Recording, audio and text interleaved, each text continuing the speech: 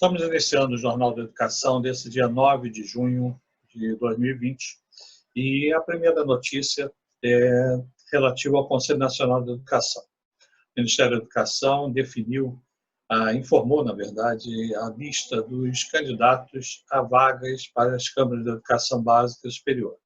O processo de renovação do Conselho acontece a cada 2 anos e nós tivemos uma primeira etapa com o convite a 50 e poucas instituições para apresentar nomes. Essas instituições apresentaram listas tríplices para a Câmara de Educação Básica e para a Câmara de Educação Superior, algumas delas exclusivamente para o básico ou superior, mas essas listas foram catalogadas e o Ministério da Educação, através de uma portaria específica, a portaria 515, divulgou essa relação dos participantes, dos possíveis conselheiros. É conveniente deixar claro que a escolha é feita pela Presidência da República, pela Casa Civil, normalmente, que organiza, e a decisão final é a da Presidência da República, que não precisa ser necessariamente dos membros que foram indicados. Então, pelo menos metade das vagas serão preenchidas pelos indicados, mas já por várias vezes a presidência indica pessoas que não estão na lista. Isso é perfeitamente válido, de acordo com a legislação que rege a composição do Conselho Nacional de Educação.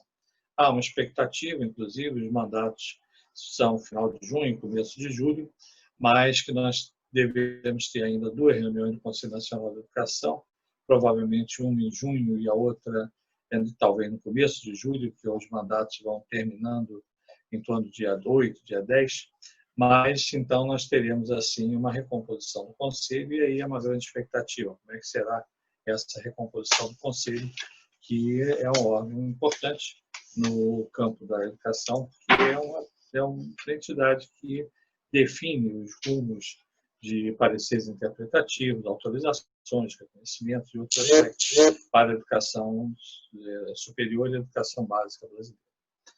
Uma outra notícia também foi a definição por parte da CAPES de diretrizes para autorização e funcionamento e avaliações de polos de educação à distância de mestrados e doutorados. Então, nós temos já a possibilidade de mestrados e doutorados serem realizados através de educação à distância e a CAPES editou uma norma estabelecendo essas diretrizes. Então, teremos, assim, dentro do cenário brasileiro, a possibilidade, já temos hoje, na verdade, dos mestrados e doutorados à distância, embora com pouca intensidade, mas temos, assim, algumas diretrizes para avaliação, inclusive, dos polos. E esse é um ponto que interessa a todas as instituições, porque a presença física tem se tornado cada vez mais difícil e não há razão de você exigir presença física para cursos de pós-graduação estrito sensu. Mas também é sempre importante que tenha normas bem claras e essa portaria se refere a uma outra portaria que é objeto desse estudo que está sendo comentado hoje. Por falar em educação à distância, também nós destacamos uma pesquisa que a Associação Brasileira de Educação à Distância, a ABED, está fazendo, pedindo a várias instituições que repassem sobre como está a atuação do professor nesse período da Covid. Então, é uma pesquisa organizada pela ABED, que é interessante ser analisada, ser visto por todas as instituições e entidades. É uma pesquisa simples de ser respondida, mas importante para se ter um cenário de participação dos docentes nessa linha do funcionamento através de sistema de educação à distância, de educação com uso de tecnologias, ou da forma que se queira estabelecer de denominação. Também queríamos destacar que o Conselho Nacional da Educação ele liberou mais uma outra consulta. Tinha feito uma sobre escolas bilíngues, e essas escolas bilíngues, as entidades puderam apresentar sugestões. E vai ter uma outra, já está um edital de chamamento, que as entidades possam fazer o encaminhamento a chamado reconhecimento da educação de alternância, Então, é um estudo que já vem sendo realizado já há 2 ou 3 anos atrás, mas que vem não, um termo não é muito comum, mas que traz aspectos étnicos, raciais, que vem sendo debatido pelo Conselho Nacional de Educação. Há um documento base de cerca de 40 páginas, há um prazo para a apresentação de sugestões até o próximo dia 15, e todas as instituições, pessoas físicas, poderão vir apresentar essas suas sugestões. Outro ponto também que o Ministério da Educação anuncia é a liberação de 72 milhões de reais para transporte escolar para os municípios. Então, são verbas vultosas, que existem recursos, e o MEC anuncia essa liberação desse montante de 72 milhões de reais para que prefeituras e estados possam fazer a sua compra de equipamentos, etc. Isso, naturalmente, tem um impacto forte, porque é um ano de eleições, e fazer chegar, ter um ônibus novo, ter transportes novos nas escolas ajuda muito no processo de reeleição dos atuais titulares dos cargos. O critério de distribuição está sendo definido pelo Fundo Nacional de Desenvolvimento da Educação e, naturalmente, teremos aí a possibilidade de uma grande frota renovada, e isso, naturalmente, vai custar 72 milhões de reais aos cofres públicos. Também o Ministério da Educação divulga com bastante intensidade a formatura de profissionais na área de medicina, e outros não só medicina, mas outros cursos também, na área de saúde. Então, de acordo com normas que foram editadas, foi permitida a antecipação de formatura, e uma universidade pública do Maranhão foi a que teve maior quantidade, mas temos aí cerca de 7 mil formandos antecipadamente, em função dessa cobertura que foi dada pela legislação. Outro ponto também que a gente gostaria de destacar é que o Ministério da Educação continua aplicando penalidade em várias instituições. O próprio Diário Oficial da União, desse dia de hoje, trouxe várias medidas de descredenciamento, medidas punitivas de instituições, tanto faculdades quanto até universidades. Mas é importante que todos estejam atentos, analisem, vejam bem a tramitação desses processos, porque realmente é um assunto que traz interesse de muitos grupos, que a instituição concorrente às vezes até fecha. Tem as razões próprias, naturalmente, mas é importante que seja bem observado nesse cenário de algumas medidas talvez despedidas do atual ministro, mas punições vêm sendo aplicadas com razoável intensidade.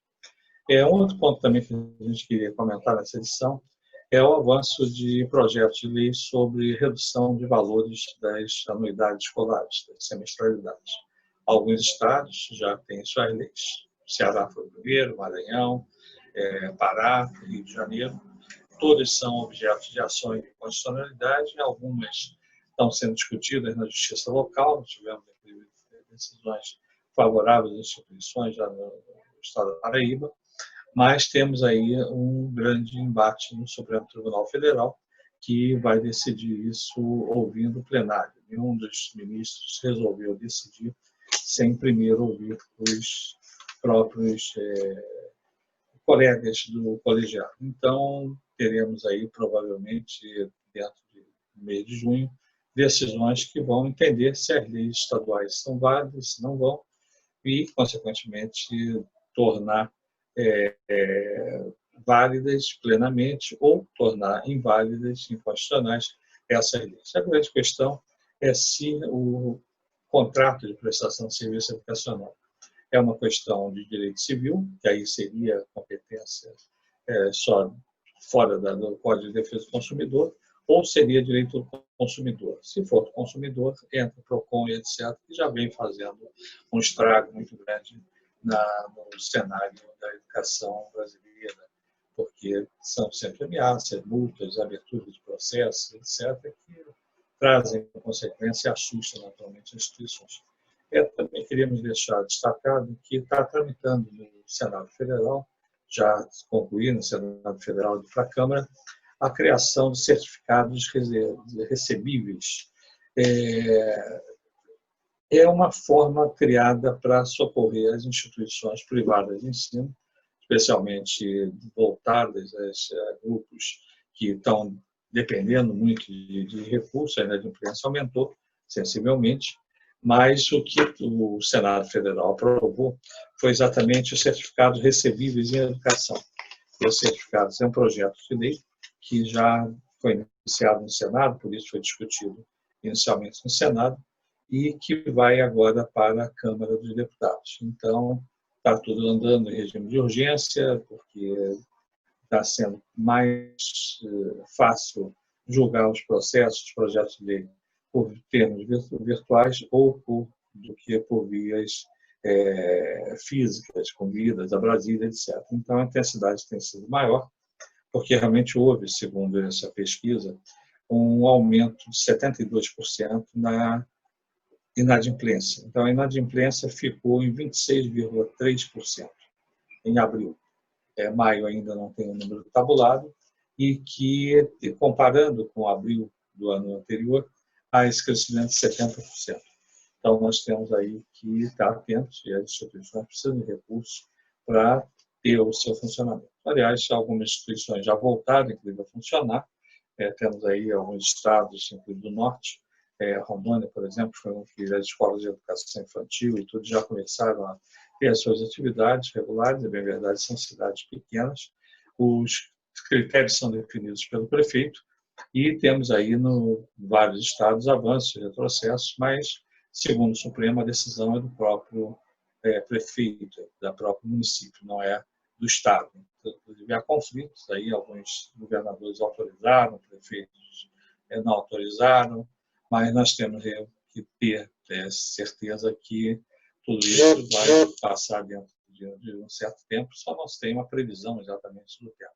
Mas é fundamental que volte, porque voltando, as instituições já conseguem recompor os seus caixas e, naturalmente, tem um estrago feito nesse período, mas que trará um certo equilíbrio para as instituições.